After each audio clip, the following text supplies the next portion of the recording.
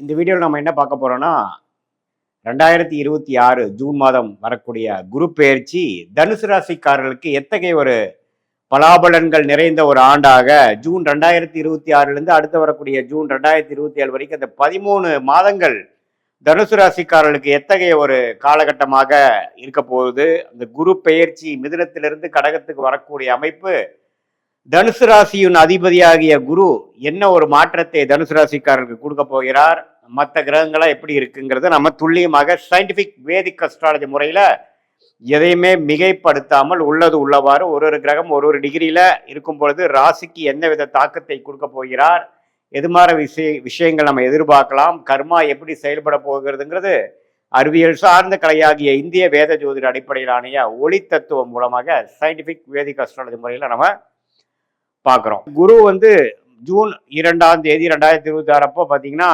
மிதுனத்துல இருந்து கடகத்துக்கு மாறுவது ஒரு நல்ல மாற்றத்தை கொடுக்குது. என்ன மாற்றத்தை கொடுக்கும்னா, ராசி அதிபதியே பலமடைகிறார், உச்சமடைகிறார். எங்க உச்சமடைகிறார்? 8ஆம் இடத்துல உச்சமடைகிறார். 8ஆம் இடங்கிற ஒரு மாதிரியான மர்மமான ஒரு இடத்துல உச்சமடைஞ்சு ராசி அதிபதி அது குருங்கிற சுபகிரகம் நல்ல ஒரு அமைப்பு ஸ்தான பலம் பெறும் பொழுது எது மாதிரி விஷயங்கள் கொடுக்கும் அப்படின்னா, உங்களுக்கு ஃபர்ஸ்ட் ஆஃப் ஆல் லைஃப் ஒரு மாதிரியா 1 இயர் போயிட்டு இருக்கிறத நம்ம கம்ஃபர்ட் ஜோன்ல இருக்கிறத பிரிச்சு விடும். கம்ஃபர்ட் ஜோன்ல இருந்து நம்ம விலக்கி அடுத்த வரக்கூடிய வாழ்க்கையில வரக்கூடிய நகர்வுகளை நோக்கி நாம திறம்பட தைரியமாக கால் எடுத்து வைக்கக்கூடிய தருணங்களை அமைச்சு கொடுக்கக்கூடிய அமைப்பு தான் தனுசு ராசிக்காரர்களுக்கு. இந்த குரு 8ஆம் இடத்துக்கு போகிறது.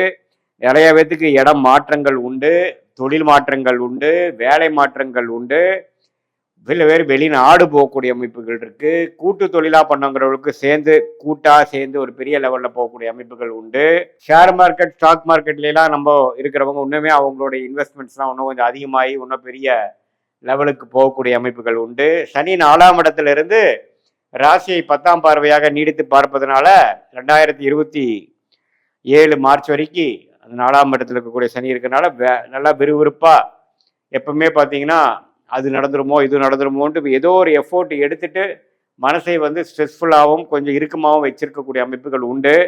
அதே சமயத்தில் மற்ற கிரகங்கள்லாம் ஓரளவுக்கு நல்ல அமைப்பில் இருக்கிறதுனால குரு பயிற்சி அருமையான ஒரு பயிற்சியாக சுப விரயங்கள், முதலீடுகள், ஒரு இடத்த கொடுத்து இன்னொரு இடம் வாங்குறது, ஒரு வண்டியை கொடுத்து இன்னொரு புது வண்டியை வாங்குறது, வாழ்வாதாரத்தை அதிகப்படுத்திக்கிறது, நம்ம யோசிச்சு கொண்டே இருந்த ஒரு வருஷத்துல இருக்கக்கூடிய அமைப்புகள் எல்லாம் டக்குன்னு முடிவெடுத்து மேல் படிப்பு படிக்கிறதுக்காக விசா வாங்கி போகிறது, வெளிமாநிலத்துல போய் மேல் படிப்பு படிக்கிறது, ஒரு ஒரு சரியில்லாத ஒரு வீட்டில இருந்து இன்னொரு நல்ல ஒரு வீடு உள்ள அமைப்புக்கு நம்ம மாறுறது, அரசு உத்தியோகத்தில் இருக்கிறவங்க ப்ரொமோஷன் ஆகி டிரான்ஸ்ஃபர் ஆகுறது, இது மாதிரி பல விஷயங்கள் நல்ல ஒரு மாற்றத்தை ஸ்டாக்னண்டா ஒரு மாதிரியா கிணத்துல போட்ட கல் மாதிரி இருக்கின்ற கடந்த ஒரு வருடமாக கம்ஃபோர்ட் ஜோன்ல குளிர் காய்ந்து கொண்டிருந்த தனுசு ராசிக்காரர்கள், மாணவர்களாக இருந்தாலும் சரி, நடுத்தர வயதினராக இருந்தாலும் சரி, இளவட்டக்காரங்களாக இருந்தாலும் சரி, முதியோர்கள் சீனியர் சிட்டிசனாக இருந்தாலும் சரி,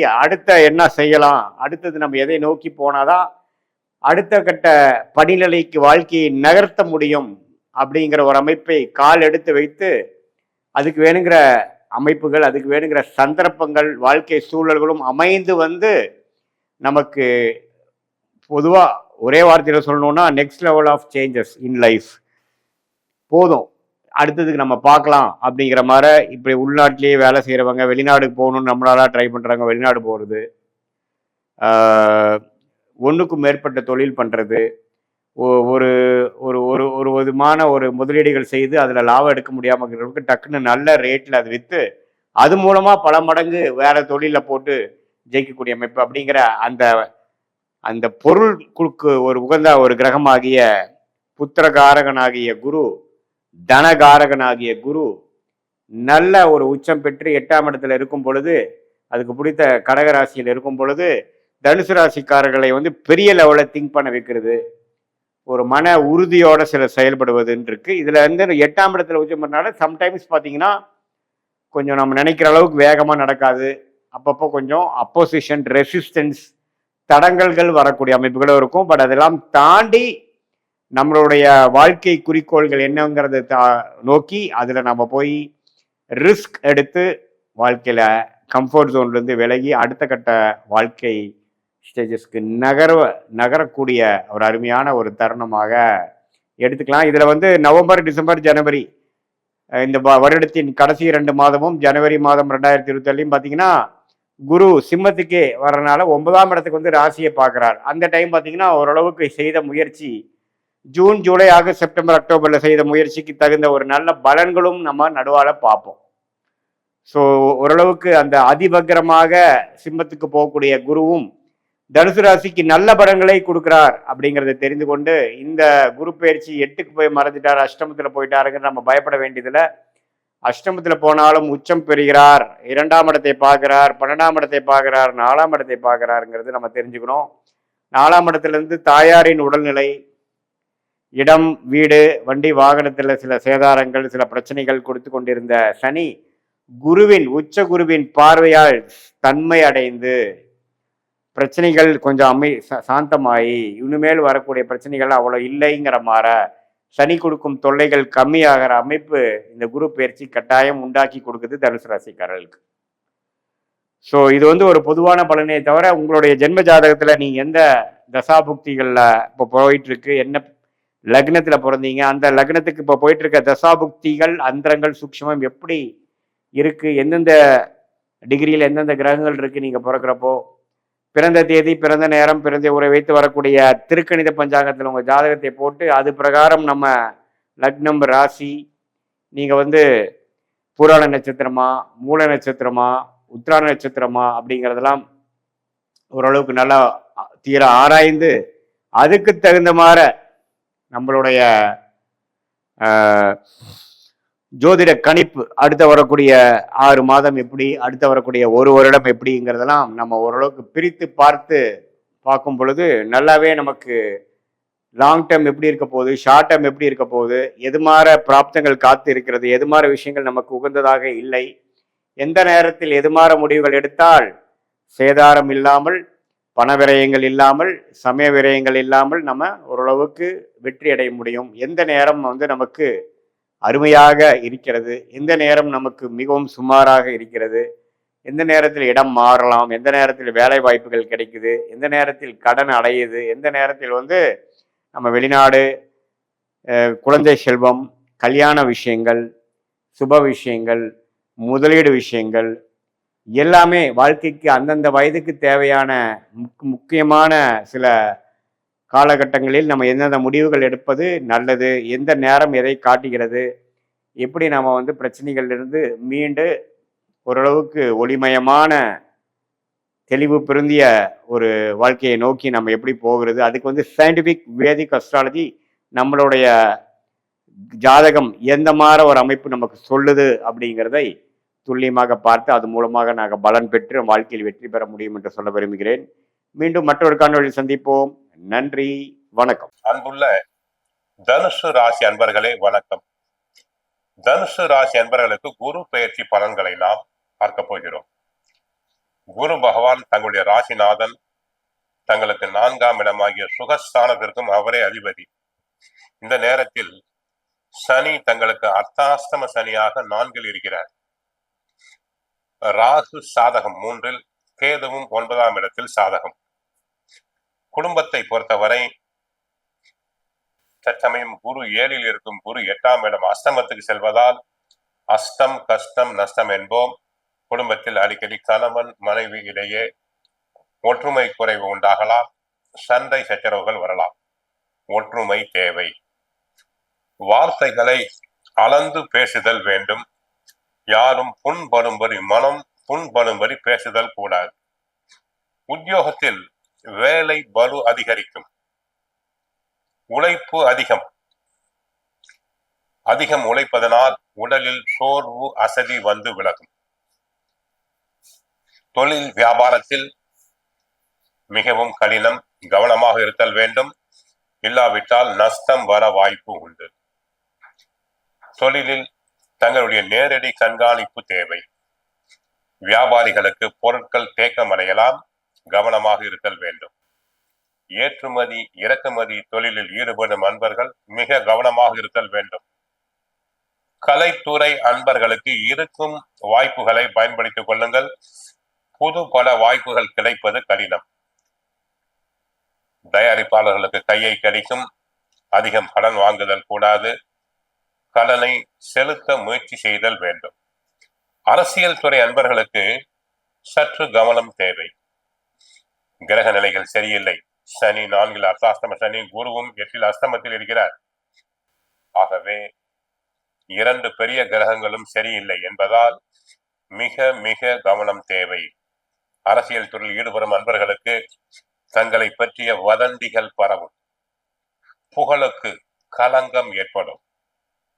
அடுத்து குரு அதிசாரமாக 31/10/2026 முதல் 13/12/2026 வரை சிம்ம ராசியில் அதிசாரம் அடைகிறார். அப்போது தங்களுக்கு நன்மைகள் அதிகரிக்கும். குடும்பம் நன்றாக இருக்கும். உடல் ஆரோக்கியம் மேம்படும். குரு 13/12/2026 முதல் 13/4/2027 வரை வக்கரம் அடைகிறார். அந்த நேரத்தில் குடும்பத்தில் பிரச்சனைகள் அதிகரிக்கும். கணவன் மனைவி அனுசரிப்பு தேவை.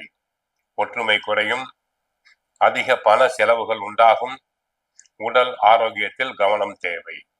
ஆக மொத்தம் சனி, அர்த்தாஷ்டம சனி, வண்டி வாகனத்தில் செல்லும் போது கவனமாக செல்லுதல் வேண்டும். இல்லாவிட்டால் விபத்து ஏற்பட வாய்ப்பு உண்டு. தாயாருக்கு உடல் நல குறைவுகள் உண்டாகலாம். தாயாரின் உடல் நலனில் கவனமாக இருங்கள்.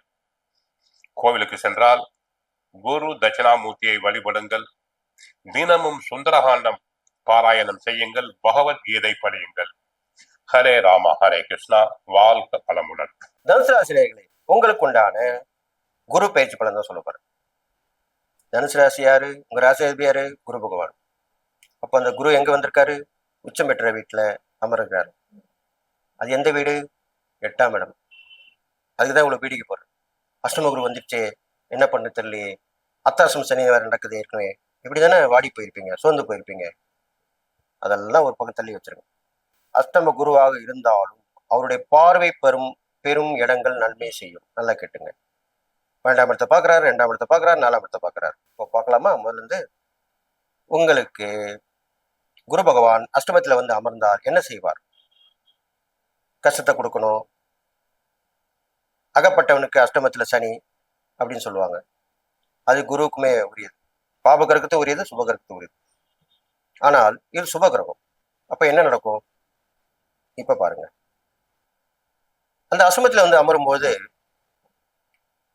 சொல்ல முடியாத ஒரு நோய் உடம்புல ஏற்பட்டு நிற்கும். அப்போ பயப்படுவீங்க. ஒன்றும் பண்ண முடியல, ஏது பண்ண முடியல அப்படின்னு. இருந்தாலும் அதை கண்டுபிடித்து அதை நல்லது செய்யக்கூடிய மருத்துவர் அமைந்து நல்லாயிடுவீங்க. எப்படி தெரியுதா? புரிஞ்சிட்டீங்களா? வரும், அதுக்கப்புறம் காணா போயிடும். இதுதான் நடக்க போகுது உங்களுக்கு உங்க வாழ்க்கையில். அந்த 8ஆம் இடத்து பலன் தான். அவமானப்படுவீங்க. நல்லா கேட்டுங்க. அஷ்டமத்தில் குரு வந்து அவமானப்படுவீங்க. ஆனால் உங்களை அவமானப்படுத்தினாங்கல்ல, அவங்க தன் தவறை உணர்ந்து கொஞ்ச நாள் கழிச்சுதான், கொஞ்ச நாள் தான், ரொம்ப நாள்லாம் கிடையாது, நான் தான் மேல வீண் பழி போட்டேன் அப்படின்னு அவங்களும் ஒத்துப்பாங்க. மன்னிப்பு கோருகிறேன் அப்படின்னு சொல்லுவாங்க. அப்ப இது எப்படி இருக்கு? அதுதான் நடக்க போகுது. அடுத்ததாக ஒரே அலைச்சலா இருக்கும். எங்க போவீங்க, கை கால் அடிபடும், வண்டி வாகன விபத்துல ஏற்படும், இப்படிலாம் நடக்கும். ஆனாலும் உயிர் தப்பிச்சுக்குவீங்க. அது சிறு சிறு காயங்களா இருக்கும். உடனே சரியாகக்கூடிய விஷயமா போயிடும். நீ விழுந்த விழுக்கு எவ்வளவு பேர் அடிபட்டிருக்கணும், எவ்வளவு நாள் நீ படுத்தபடியா இருக்கணும் தெரியுமா? இப்படிதான் சொல்லியிருப்பாங்க. ஏதோ கடவுளுடைய ஆசீர்வாதம், தப்பிச்சிட்டணும். அப்படிப்பட்ட ஆபத்துகள் விபத்தில் தான் உங்களுக்கு வந்து சேரும். இதுதான் 8ஆம் இடத்துடைய பலன்.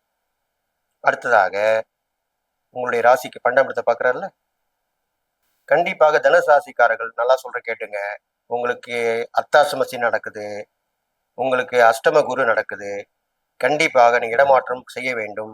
நீங்க வேலை செஞ்சிருந்தீங்கன்னா டிரான்ஸ்ஃபர் வாங்கிட்டு போயிடுங்க, வெளியூர் மாறுங்க, வெளிநாடு போங்க. இது கண்டிப்பா செய்யுங்க. இல்ல ரெண்டுமே பண்ண முடியலையா, வீடு தங்காதீங்க. அவ்வளவுதான் விஷயம். சுத்திக்கிட்டே இருங்க. நைட்ல வந்து படுங்க, காலையில எழுந்து போயிடுங்க. இப்படி செஞ்சீங்கன்னா இந்த கஷ்ட காலம் உங்களுக்கு சீக்கிரத்துல போயிடும். நல்ல காலமும் மாறிடும். இதுதான் பரிகாரம். அடுத்தது பார்த்தீங்கன்னா, நஷ்டங்கள் ஏற்படும். அது வந்து சுப நஷ்டமா மாத்திப்பீங்க. தலைக்கு வந்து தலைப்பா இருக்கும்ல, அந்த மாதிரி சொல்றக்கூடிய வேகமா பெருத்த நஷ்டம், பெருமையான நஷ்டம், கஷ்டமான நஷ்டம் அப்படிலாம் சொல்லுவாங்க. அப்படிலாம் கிடையாது. ஏதோ நஷ்டம் வந்த சோடு திறமை படிச்சுப்பா. சின்ன சின்ன நஷ்டம் நம்ம இதெல்லாம் சமாளிச்சுக்கலாம். சமாளிக்கக்கூடிய நஷ்டம். நல்லா கேட்டுங்க. இப்படி வந்து சேரும். அடுத்து அவங்க 2ஆம் இடத்தை பார்க்குறாருல்ல, கண்டிப்பாக தனுசு ராசிக்காரங்களுக்கு குடும்பம் அமைஞ்சிருக்கும். ஆனால் கொஞ்சம் விலகி போயிருப்பாங்க. வாக்குவாதத்தில் அது கருத்து வேறுபாடு அது இப்போ சேர்ந்துருவாங்க. குடும்பத்தை சேர்க்கக்கூடிய அமைப்பு இந்த குருபருடைய பார்வையில் விழும். ஒரு படிப்பு இப்போ சொல்லியிருக்கீங்களா, வெளியூர் போறீங்க, அங்கே ஒரு படிப்பு படிக்கலாம். வெளிநாட்டுக்கு போறீங்க, அங்கே ஒரு படிப்பு படிக்கலாம். இதெல்லாமே செய்யலாம். இதெல்லாமே நல்ல விஷயங்கள். இது இல்லாமல் அடிக்கடி வருமானம் வர்றது தடைப்பட்டாலும் தேவை அறிந்து உங்களுடைய பிரச்சனைக்கு உண்டான வருமானம் வந்து சேரும். இப்போ புரிஞ்சுட்டீங்களா? பயப்பட வேணாம். ஏதோ வரும், அது உங்க பிரச்சனை தீரும். அவ்வளவுதான் விஷயம். 4ஆம் இடத்தையும் பார்க்குறாருல்ல, அப்போ என்ன நடக்கும்? நண்பர்கள், உறவினர்கள் நல்லதும் செய்வார்கள், கெட்டதும் செய்வார்கள். என்ன எப்படி சொல்றீங்க? நல்லா கேட்டுங்க. திடீர்னு என்ன பண்ணுவாங்க, நீங்க இந்த கிரகங்களுடைய விபரீதத்தால சொல்லக்கூடாத வார்த்தையில் சொல்லுவீங்க, நடக்கக்கூடாத நடத்தி காட்டுவீங்க. என்னப்பா நல்ல பையன் நான் தான் இப்படி கெட்ட போயிட்டாங்க, சொல்லக்கூடிய வார்த்தை சொல்லிட்டான். அப்புறம் அவங்களே யோசிப்பாங்க, ஆஹா ஏதோ நேரம் சரியில்லை பொழுது அவன் தான் சொல்லிட்டான். அவங்களே மன்னிச்சு உங்களுக்கு உதவி பண்ணுவாங்க. இது எப்படி இருக்கு? இப்படிதான் நடக்கும்.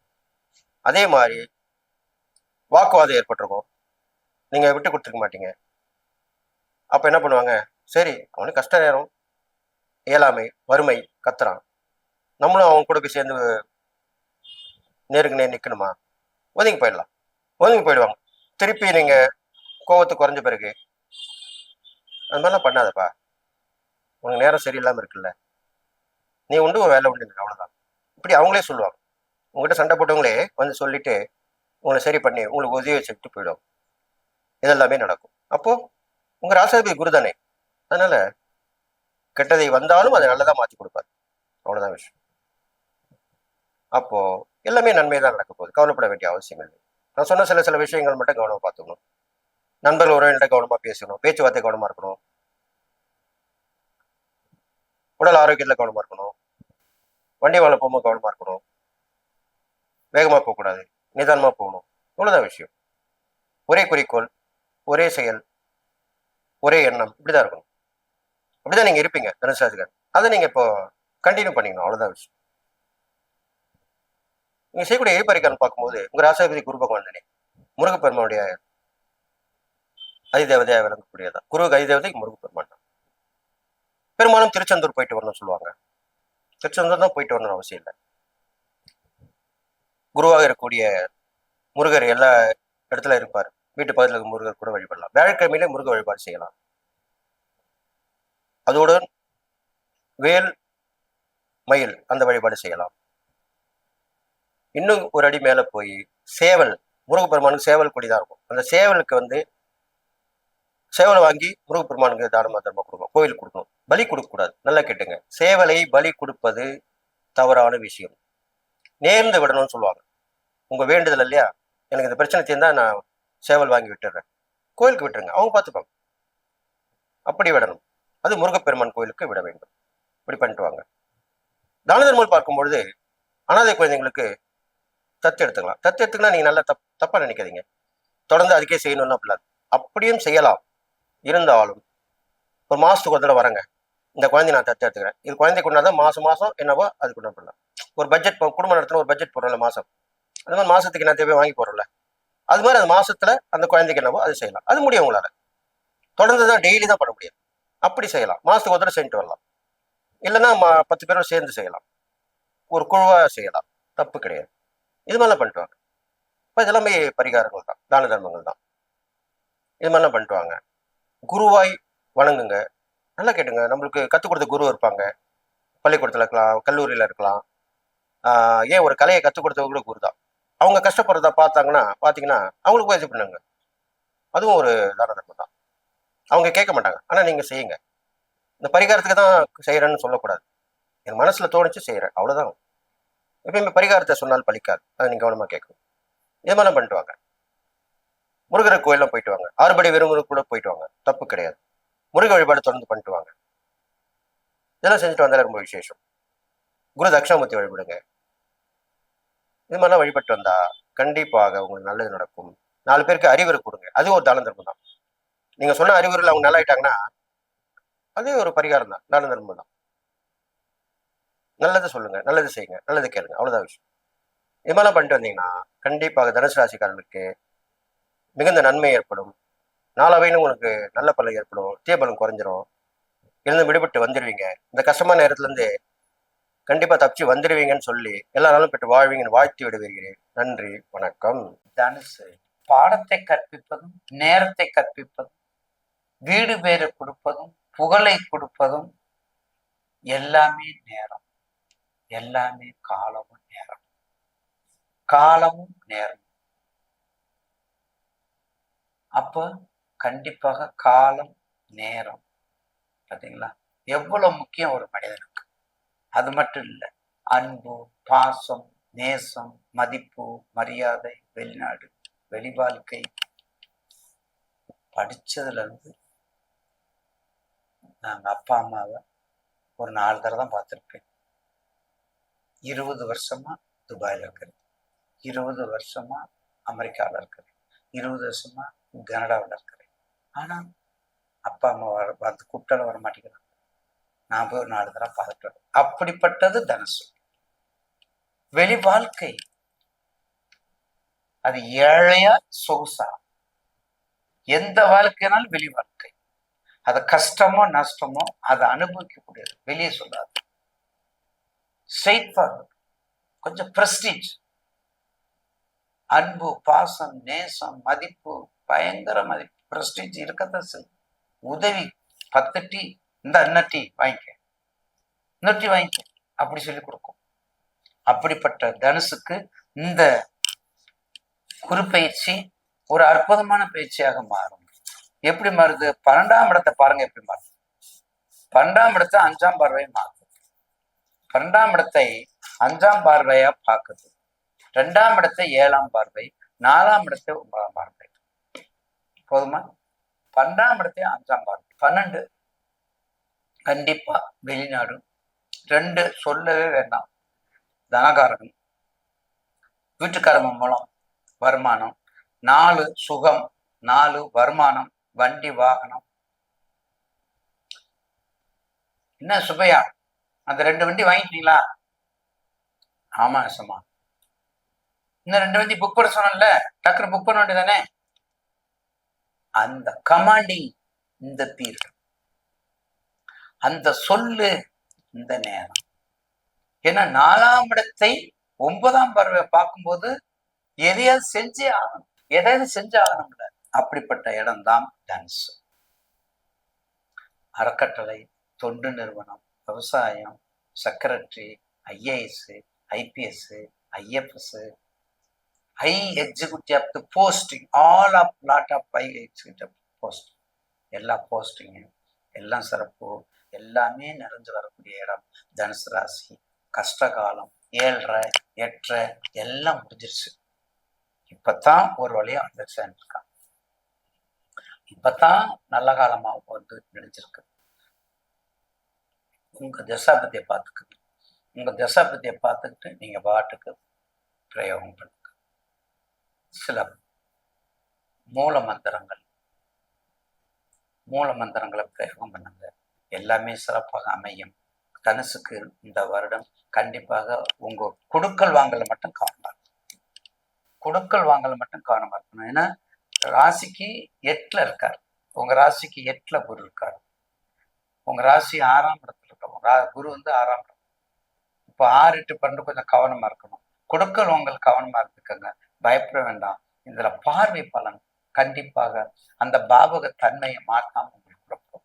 ஆஞ்சநேயர் வழிபாடு, பிள்ளையார் வழிபாடு, லட்சுமி கடாட்சம், அந்த பூராடம் நூலாண்மை பூராட நட்சத்திரம், லட்சுமி வழிபாடு, இதெல்லாம் பண்ணிட்டு வந்தா மிக சிறப்பாக அமையும். தனுசு ராசி நேயர்கள், தனுசு ராசி எல்லா 7.5 முடிஞ்சிருச்சு, எதுவும் கிடையாது. குரு தான் அடுத்தபடியா, ராகு கேது பேச்சு தான் அடுத்து வரக்கூடியது ராகு கேது பயிற்சி தான் இன்னைக்கு. அடுத்த குரு பயிற்சி உங்களுக்கு சூப்பரா இருக்கும். இன்னும் சொல்ல போனா அடுத்த குரு பயிற்சி உங்களுக்கு சூப்பரா இருக்கும். ஏன்னா உங்களுக்கு சிம்மத்துக்கு வரக்கூடாது. அப்போ உங்க ராசிக்கு அவர் பாக்கியநாதன் ஆச்சே. அப்ப பாக்கியநாதன் பாக்கிய வீட்டுக்கு வராருல, பாக்கியநாதன் பாக்கிய வீட்டுக்கு வராருல. ரொம்ப சிறப்பாக இருக்கும். வாழ்த்துக்கள்.